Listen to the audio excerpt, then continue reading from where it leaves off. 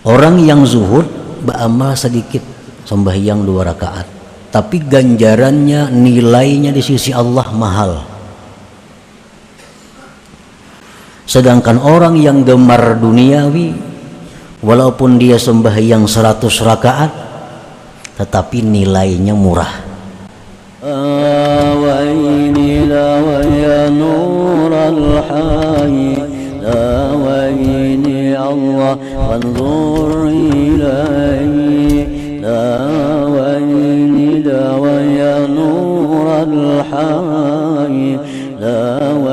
Bismillahirrahmanirrahim. Alhamdulillahilladzi nawwara qulubaz zahidin binuril ma'rifati wal yaqin fatakhsha'a qulubuhum li rabbil alamin. Asyhadu an la ilaha illallah wahdahu la syarika lahu rabbul khalqi ajma'in wa asyhadu anna sayyidana Muhammadan abduhu wa rasuluhul amin.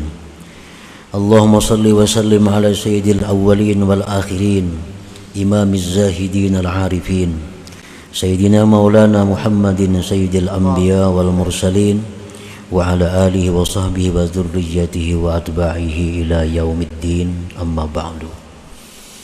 Yang kita hormati dan kita cintai para habaib dan para alim ulama,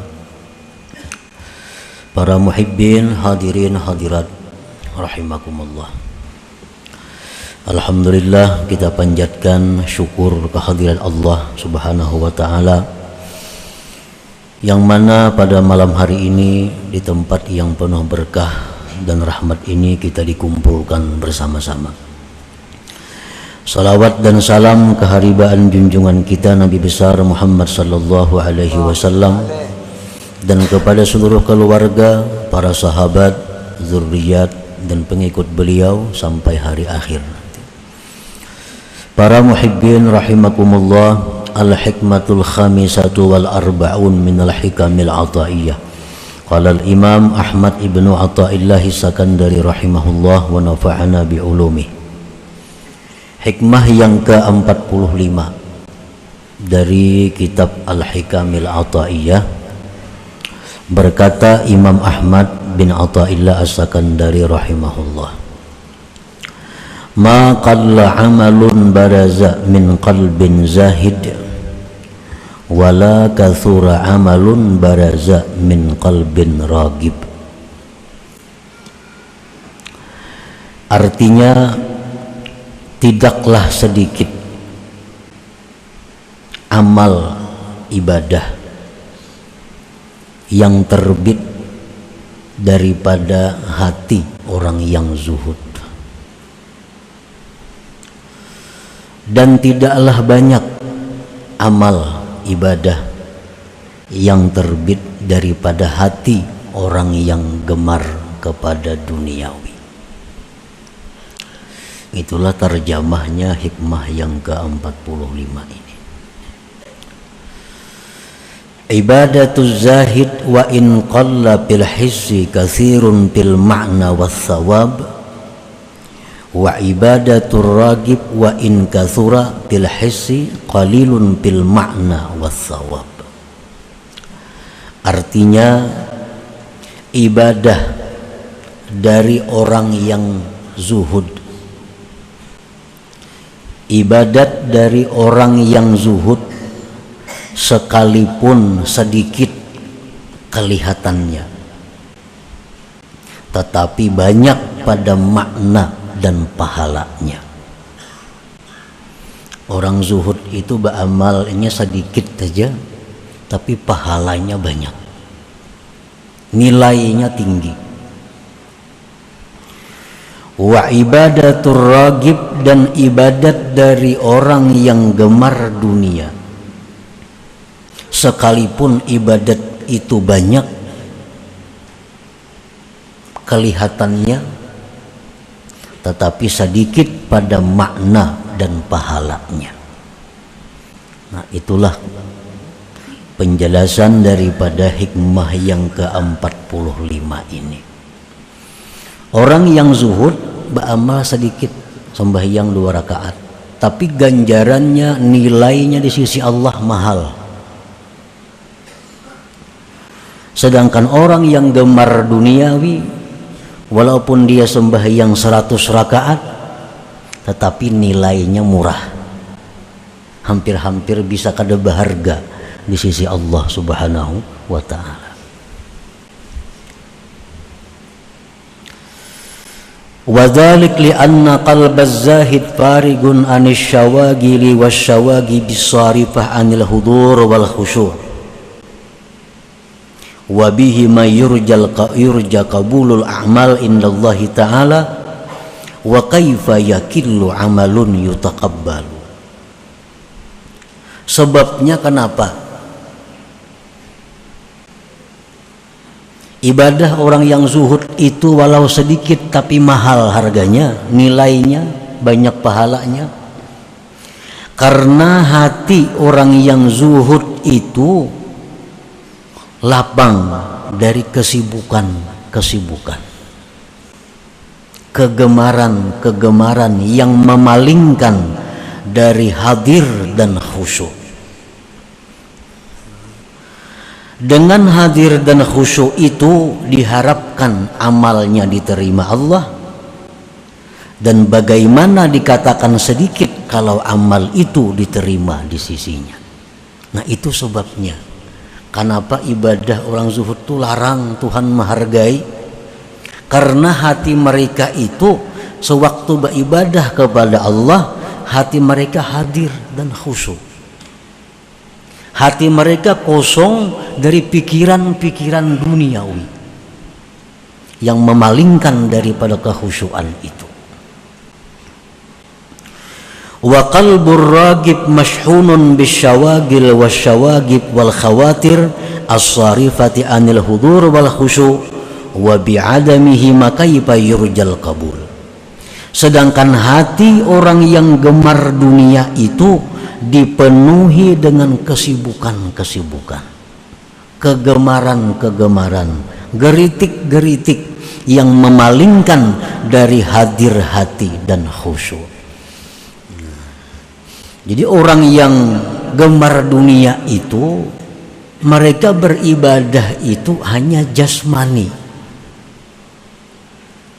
tetapi hati mereka tidak ikut beribadah. Kadang-kadang mereka i'tikaf di masjid, tetapi hanya tubuh yang i'tikaf, sedangkan hatinya melayang kemana.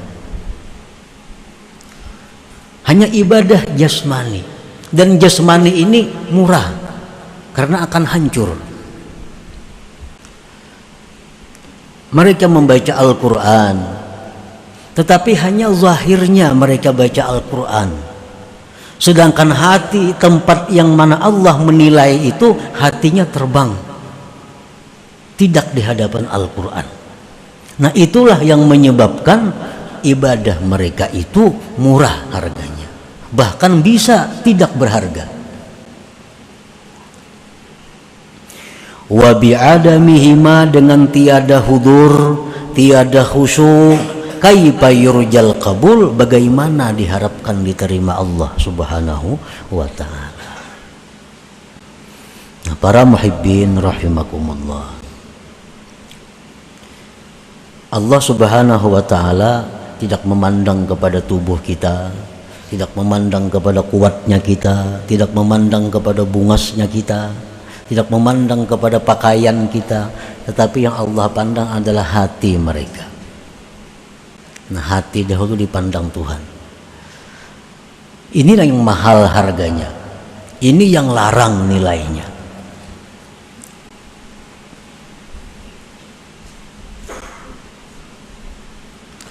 Waqad qala an-nabi sallallahu alaihi wasallam, la yaqbalullah min abdin amala hatta yashhada qalbuhu ma'a badanihi. Tidak menerima Allah dari seorang hamba amalan ibadah sehingga menyaksikan hatinya beserta badannya. Nah, jadi Allah kadang menerima amalan kita ini yang mana hati kadang ikut beramal, hanya badan yang beramal. Allah kadang menerima itu.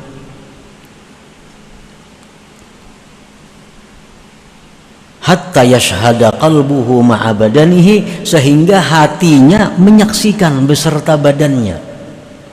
Jadi kalau kita misal membaca Yasin,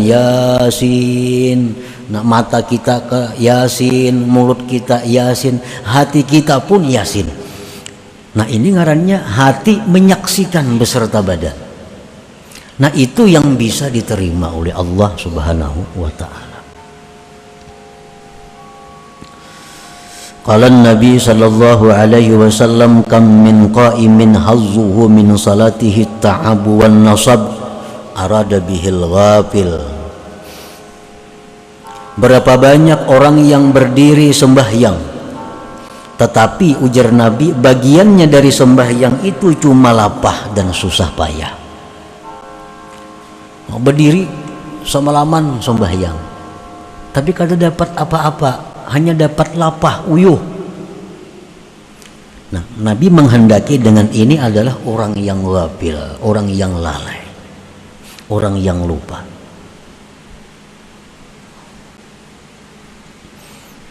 Makanya ada ungkapan dari para ulama bahwa tidurnya orang alim itu lebih baik daripada ibadahnya orang jahil. Tidurnya orang alim itu lebih baik daripada beribadahnya orang jahil. Nah, kenapa sebabnya? Karena orang alim ini kalaunya guringnya atas zikrullah. Niat guringnya orang alim tahu kayak apa supaya guring ini menjadi nilai yang ibadah. Nah, hendak guring berudu. Nah, sedangkan orang jahil ini mereka beribadah, tapi yang beribadah tuh hanya jasmani mereka, hanya jasmani. Hati mereka kada ikut berjamaah, kada ikut beribadah. Nah, para muhibbin rahimakumullah. Qala Nabi sallallahu alaihi wasallam, laisa lil 'abdi min salatihi illa ma aqala minha. Ujar Nabi kita, tidak ada bagi seorang hamba dari sembahyangnya itu balasan kecuali yang dia sadar daripada sembahyang itu. Berapa persen sembahyang kita yang kita sadar, berapa persen yang dalam sembahyang itu kita khusyuk, itulah yang diberi nilai oleh Allah Subhanahu wa ta'ala. Nah, para muhibbin rahimakumullah, jadi sembahyangnya itu hanya sekedar untuk menunaikan tanggung jawabnya, hanya sekedar untuk melepaskan kewajibannya. Sedangkan pahala, sedangkan hadiah dari Allah kada mereka dapatkan. Jadi jangan beranggapan mengka itu jangan paraya sembahyang sama sekali. Nah itu anggapan yang salah. Itu banget lagi nih tuh.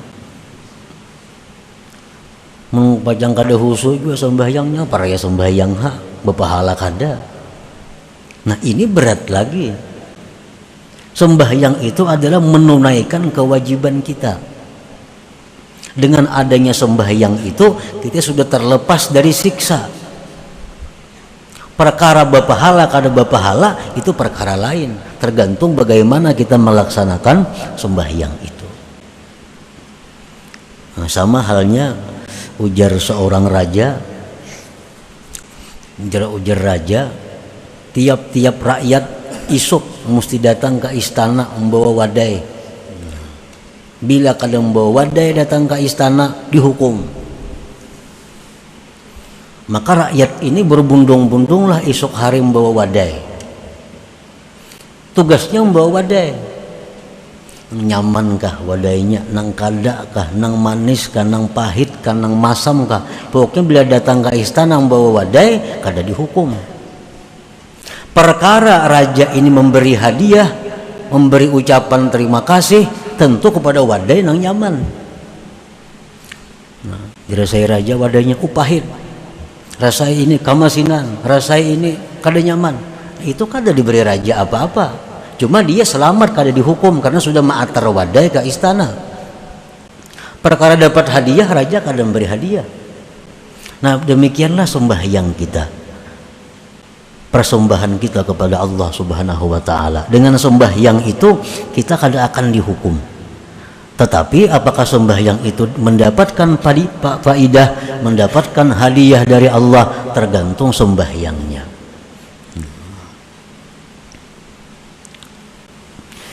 Para muhibbin rahimakumullah, wa bihi ma tasirul a'mal mudha'afatal ajri zakimatin aliyah indallah ta'ala.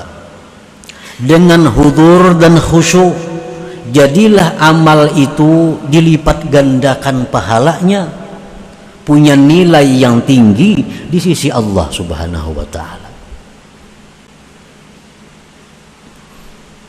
Makin hebat orang ini khusyuknya. Khusyuk itu macam-macam pulang tingkatannya. Ada khusyuk yang permulaan, ada khusyuk pertengahan, ada khusyuk tingkat yang tinggi. Nah itu lain-lain lagi Allah memberikan ganjaran kepada mereka itu. Qala Nabi sallallahu alaihi wasallam, innar rajulaini min ummati la yaqumani ila shalah wa ruku'uhuma wa sujuduhuma wahid wa inna ma baina salataihima ma baina sama wal ard. Sesungguhnya dua orang laki-laki dari umatku sama-sama sembahyang, rukuknya sama, sujudnya sama, tapi ganjaran yang diberikan Allah antara langit dan bumi. Sembahyangnya sama aja, betul 2 rakaat, rukuknya, sujudnya, suratnya sama yang dibaca. Tapi Allah memberi pahala kepada yang satu dan kepada yang satunya seperti bumi dan langit jauhnya. Artinya apa? Yang satu ini sempurna khusyuknya, yang satu ini kada seberapa khusyuknya. Nah, jadi khusyuk dan hudur hati itu melipat gandakan amal, menjadikan amal bernilai tinggi. Dan ini bukan hanya semata-mata sembahyang. Kita berzikir, itu diperlukan juga hudur dan khusyuk. Kita membaca Quran, diperlukan hudur dan khusyuk. Kita membaca salawat, diperlukan hadir hati dan khusyuk, supaya ibadah-ibadah kita itu diterima di sisi Allah Subhanahu wa ta'ala. Qala Ibnu Mas'ud, rak'atani min zahidin 'alimin khairun wa ahabbu indallah min ibadatil muta'abbidin al-mujtahidin ila akhirid dahri abadan sarmada.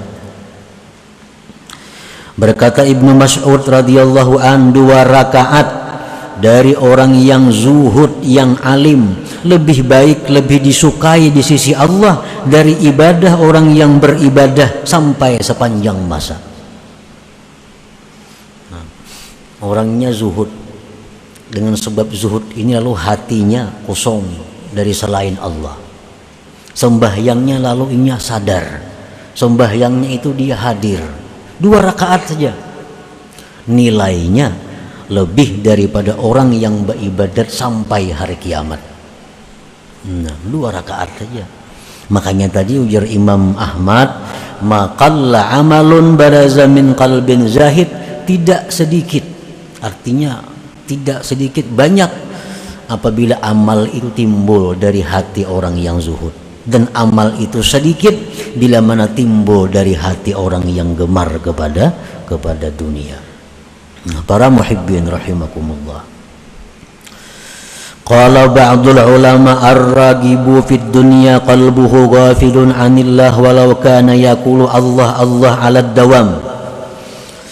Orang yang gemar pada dunia, hatinya itu lalai daripada Allah.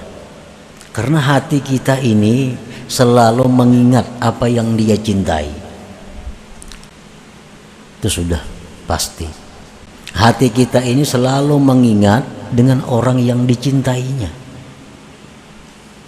Bila yang dicintainya ini adalah Allah, maka hatinya selalu cenderungnya ke sana.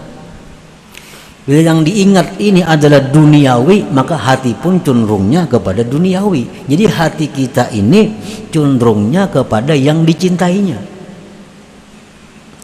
Orang yang gemar pada dunia itu hatinya lalai dari Allah, sekalipun mulutnya berkata Allah Allah selamanya. berzikir Allah Allah Allah Allah Allah Allah Allah Allah Allah, tapi hatinya lalai, hatinya kemana-mana kan juga. Wazahid fid dunya zakarallah ala dawam walau qalla dzikruhu bil lisan. Sedangkan orang yang zuhud pada dunia itu dia ingat Allah selamanya walaupun mulutnya sedikit mengata Allah Allah. Amun amalannya kada banyak, kada Allah Allah itu. Cuma hatinya selalu kepada Allah karena yang dicintainya adalah Allah.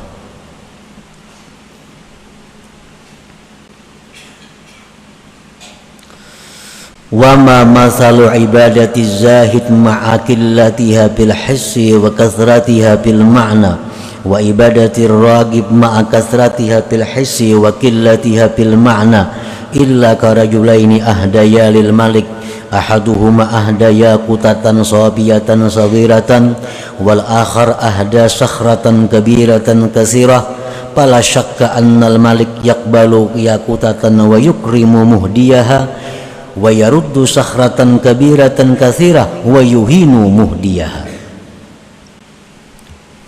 Tidak adalah perumpamaan ibadah orang yang zuhud serta sedikitnya ibadah itu dan banyaknya arti pahala, dan ibadah orang yang gemar dunia serta banyaknya pada penglihatannya dan sedikit pada maknanya, melainkan seperti dua laki-laki yang satu memberikan kepada raja yakut yang bersih yang kecil. Ini dua laki-laki nang saekung ini memberi raja batu permata yakut bersih halus saja kayak burung puyuh, kayak hintalo burung puyuh. Nang satunya ini datang kepada raja membawa satrak batu, satrak batu, batu gunung. Datang ke istana membawa truk, sekalinya batu dalamnya.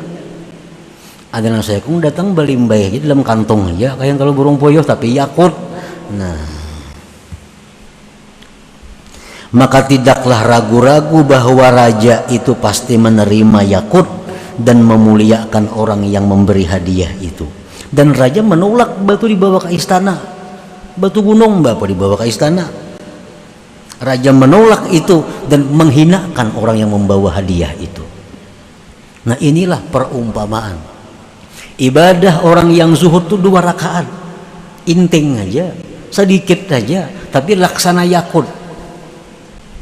Nah, ibadah orang yang cinta kepada dunia kayak batu gunung setrak 2 truk itu berapa ada harganya?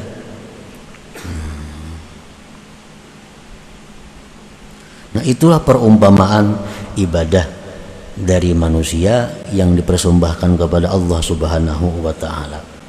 Nah, para muhibbin rahimakumullah. Nah, jadi di dalam hikmah yang ke-45 ini, pengarang hikam ini menekankan kepada kita untuk bersifat zuhud itu, supaya ibadah kita ini bernilai. Nah, supaya kita itu sembahyang, beribadah lainnya bisa menghadirkan hati kepada Allah Subhanahu wa taala. Nah, pengertian zuhud itu menurut kaum sufi, huwa bughdu kulli ma yashghalu 'anillahi ta'ala fayukhrijuhu wa yarfiduhu wa yatrukuhu fasara qalbuhu farigan amma siwallah wa bidzalik yumkinul hudur wal khusyu'. Zuhud itu artinya adalah membenci sesuatu yang melalaikan dia dari Allah. Membenci sesuatu umum, apakah sesuatu itu? Membenci sesuatu yang membuat dia lupa kepada Allah, maka dia keluarkan dari hatinya, dia buang dari hatinya, dia tinggalkan daripada hatinya. sehingga hatinya itu kosong dari selain Allah Subhanahu wa taala. Nah, ini pengertian zuhud itu. Bukan artinya zuhud itu miskin, kada tentu. Bukan zuhud ini harus fakir, kada. Orang kaya bisa zuhud. Karena zuhud ini perkara hati. Hatinya itu membuang hal-hal yang bisa melingahkan, melalaikan dia daripada mengingat Allah. Nah, itu dibuang.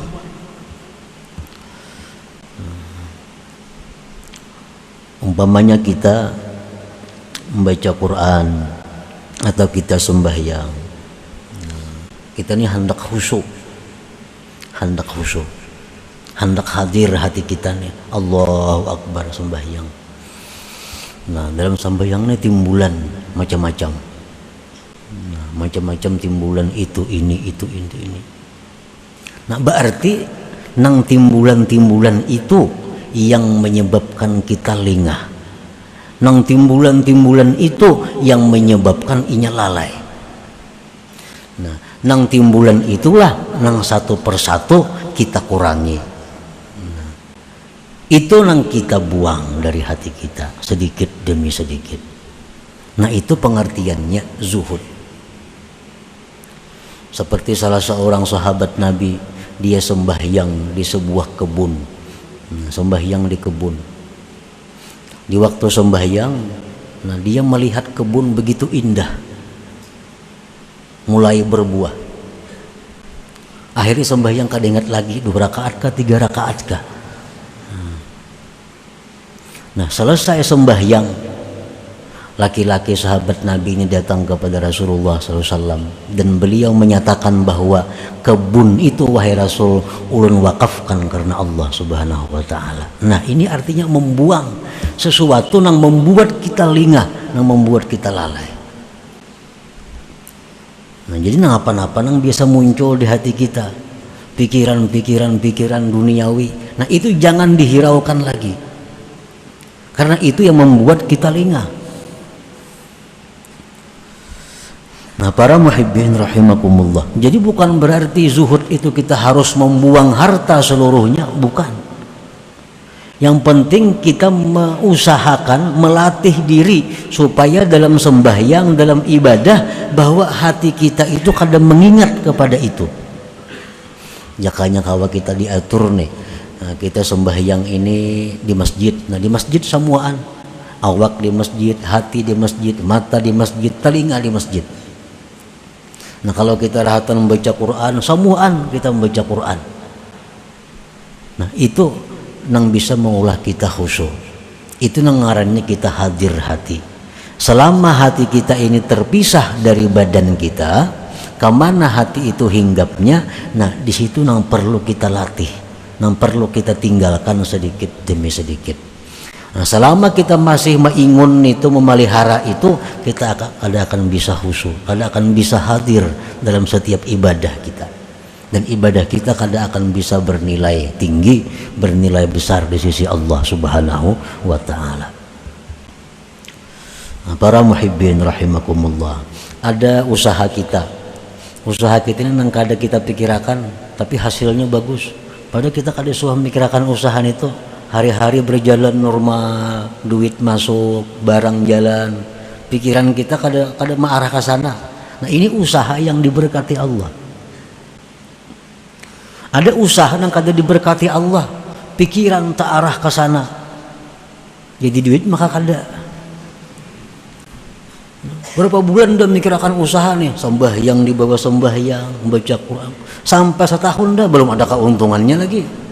Nah, ini usaha yang mesti ditinggalkan, yang mesti dibuang. Kada kawa diingun usaha itu. Ini yang maulah kita lengah, lalai daripada Allah Subhanahu wa taala. Zuhud bukan melarang kita berusaha. Zuhud bukan melarang orang jadi kaya. Tetapi zuhud ini intinya adalah mengeluarkan dari hati setiap yang membuat kita lupa kepada Allah Subhanahu wa taala. Nah, itu yang kita keluarkan. Nah, para muhibbin rahimakumullah, selanjutnya hikmah yang ke-46. إلى حضرة النبي صلى الله عليه وسلم. الفاتحة. أعوذ بالله من الشيطان الرجيم. بسم الله الرحمن الرحيم. الرحمن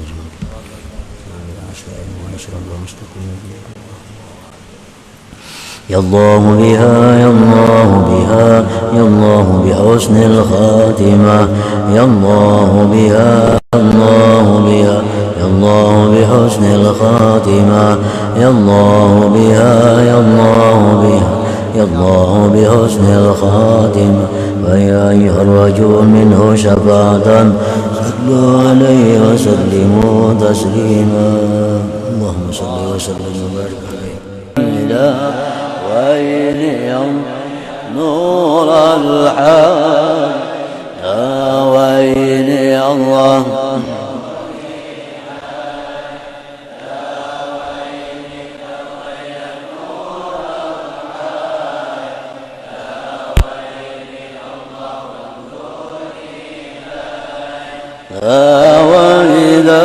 ويا نور الحي